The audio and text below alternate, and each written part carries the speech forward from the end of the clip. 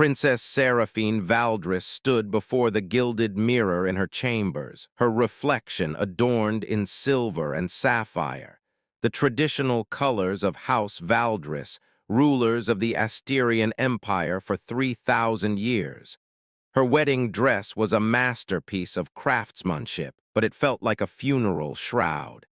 "You don't have to go through with this," her younger sister Elena whispered, adjusting the train of Seraphine's gown. "Father would understand if you refused." "Would he?" Seraphine's laugh was bitter. "The borderlands burn. Our armies are stretched thin fighting the Shadowfen tribes. We need the alliance with the human territories, and this marriage is the price." She touched the starfire diamond at her throat, a necklace worn by Valdris brides for centuries. "Besides, what's one more political arrangement? At least this husband won't live long enough to bore me." The cruel words tasted like ash, but Seraphine had learned early that princesses didn't have the luxury of kindness. The Asterians were an ancient race, blessed with magic that could reshape reality, extend lifespans to millennia, and command the elements themselves.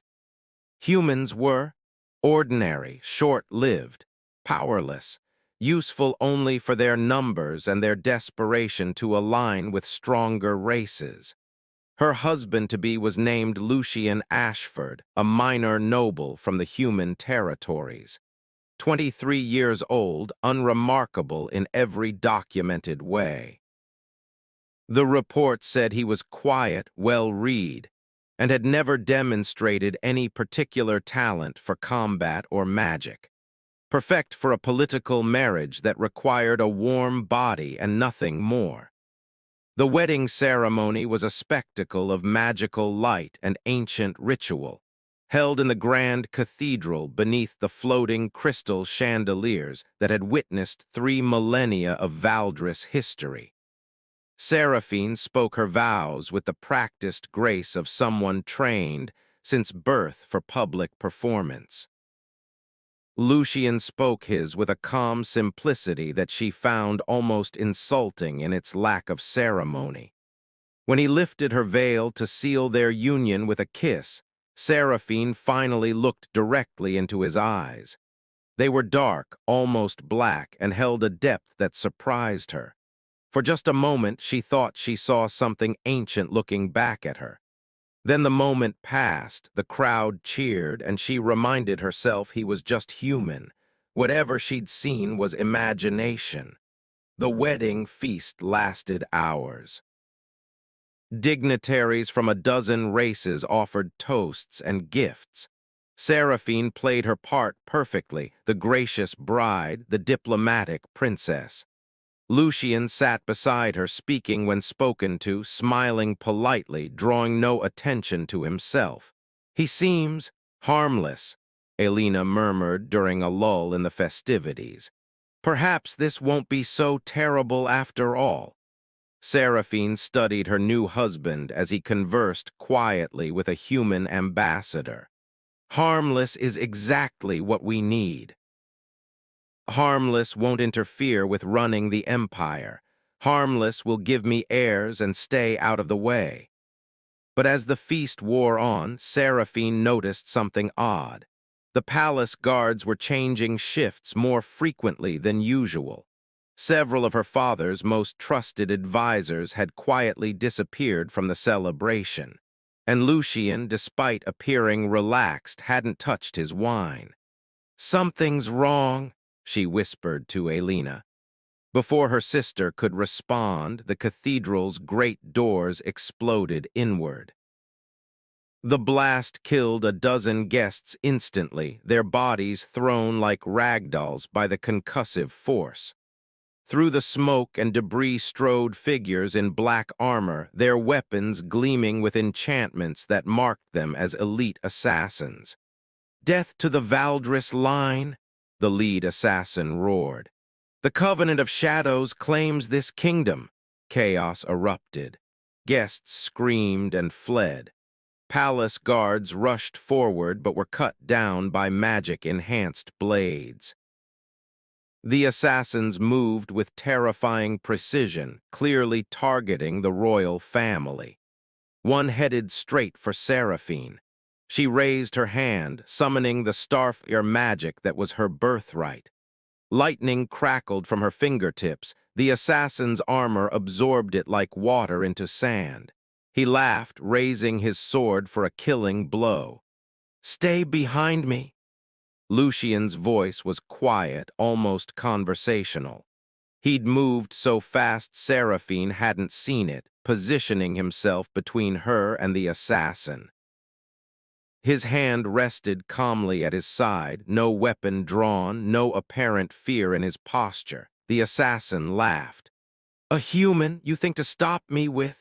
He never finished the sentence. The air itself changed. Pressure built in the cathedral like the moment before a lightning strike. Seraphine felt it in her bones, a presence so vast it made her ancient starfire magic feel like a candle before the sun. Lucian's eyes, previously dark and ordinary, began to glow, not with magic, with something older. Something that predated magic itself. "I said," Lucian repeated, his voice carrying harmonics that made reality itself seem to shiver, "stay behind me." His aura erupted. Seraphine had witnessed powerful magic before. She'd seen archmages call down meteor storms, seen her father command armies with spells that shook mountains. This was nothing like that. This was celestial. Golden light burst from Lucian's body, not hot but absolute, like standing before the birth of a star. The floor beneath his feet cracked in perfect geometric patterns, ancient runes appearing in the stone that even Seraphine's 3,000-year-old bloodline didn't recognize. The very air seemed to slow, moments stretching like honey. The assassin froze mid-strike, his blade stopping inches from Lucian as if it had hit an invisible wall. His eyes widened in terror as the golden light touched him. "You dare bring violence to this sacred union?" Lucian's voice resonated with layers. His own voice, yes, but underneath it something vast and terrifying. "You dare threaten what has been bound by celestial oath?" He raised one hand, palm out. The gesture looked almost gentle. The assassin didn't explode or burn, he simply ceased. One moment he existed, the next he was gone, unmade at a fundamental level that even Seraphine's magical senses couldn't comprehend. More assassins rushed forward. 20 of them, each one a master warrior, each one enhanced by shadow magic that should have made them nearly invincible. Lucian moved. To call it combat would be inadequate. He walked through them like a man strolling through falling snow, each movement precise and economical. When his hand touched an assassin's shoulder, they collapsed, their own life force turned against them. When he gestured, 3 attackers dropped to their knees, gasping as invisible weight crushed down on them. And through it all, he never raised his voice. Never showed anger. The control was absolute, terrifying in its calmness. "Seraphine," he said, not looking back at her, "take your sister and father to the sanctuary vault. The wards there will protect you until this is finished." Seraphine started to protest, to say that she could fight, that she was a Valdris princess trained in combat magic. Lucian glanced back at her, and what she saw in his glowing eyes stole the words from her throat. Power. Ancient, boundless, controlled with precision that spoke of centuries, no millennia of discipline. "Please," he added, softer, "I need to know you're safe. It helps me." Maintain control. She ran. Elena and her father were already being shepherded toward the sanctuary by surviving guards. Seraphine joined them, but as they fled down the marble corridors, she couldn't help looking back. The cathedral was ablaze with golden light. She saw Lucian standing at the center of it, arms outstretched, and dozens of assassins simply falling before him. Not dead, she realized with shock, but unconscious, disarmed, defeated without being destroyed. Even in the midst of this massacre, he was choosing mercy. "What is he?" Elena breathed, watching the same scene. "I don't know," Seraphine whispered, "but we need to find out." The sanctuary vault was ancient, carved from a single piece of celestial meteorite and warded with protections that had survived 3,000 years. Inside, King Aldrich Valdris collapsed into a chair, his face ashen. "This was supposed to be a celebration," he said. "How did the Covenant of Shadows penetrate our defenses?" "Father," Seraphine said urgently, "what do you know about Lucian Ashford? What aren't you telling me?" The king's eyes met hers, and she saw something there she'd never seen before: fear. "I thought it was legend, an old story, a diplomatic myth to make the alliance seem more significant." "What legend?" Before he could answer, the vault door opened. Every guard raised weapons, magic crackling to life. Then they saw who it was and slowly lowered their arms. Lucian stood in the doorway, his wedding clothes torn and bloodied, but his expression calm. The golden glow had faded from his eyes, leaving them dark and human once more. But Seraphine knew what she'd seen, knew what lay beneath that ordinary exterior. "The assassins have been neutralized," he reported. 27 captured alive for questioning. 3 chose death by poison before I could stop them. 0 casualties among the wedding guests who survived the initial blast. "You took them all alive?" General Thorne, commander of the palace guard, stared in disbelief. "That's— The Covenant of Shadows trains suicide warriors. They don't allow themselves to be captured." "They didn't have a choice," Lucian said simply. He looked at Seraphine. "Are you hurt?" She shook her head, unable to find words. King Aldrich rose slowly, studying Lucian with new eyes. "The Celestial Oath," he said quietly. "It's real, you're one of them." "One of what?" Seraphine demanded, her voice sharper than intended. "Someone explain what's happening." Lucian and her father exchanged a look. Then Lucian sighed and stepped fully into the vault, the door sealing behind him. 3,000 years ago," he began, his voice carrying the weight of history.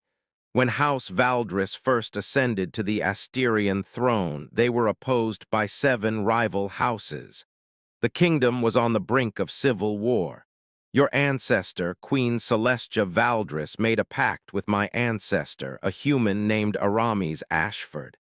Humans barely existed as an organized civilization 3,000 years ago," Seraphine interrupted. "How could?" "Because Aramis wasn't entirely human," Lucian continued. "He was descended from the Celestials, the beings who walked between heaven and earth before the age of mortals.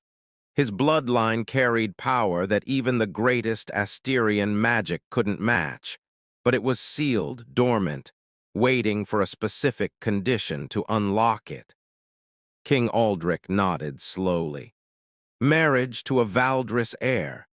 The oath stated that in every generation, when the Valdris line faced its greatest threat, a child of the Ashford bloodline would stand ready.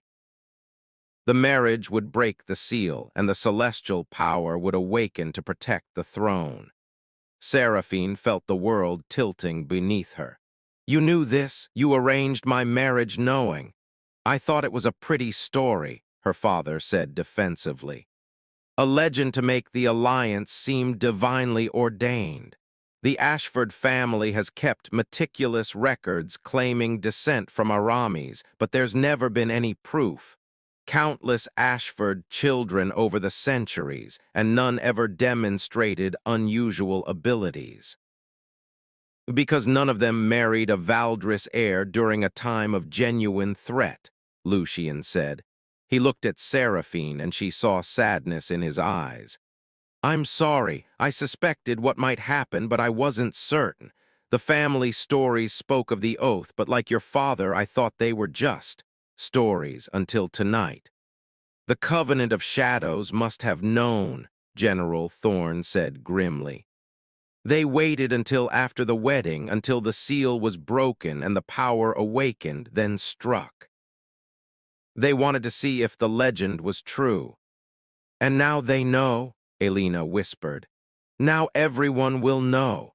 Seraphine's mind raced. The implications were staggering. Her marriage wasn't just political, it was a celestial contract that had lain dormant for 3 millennia.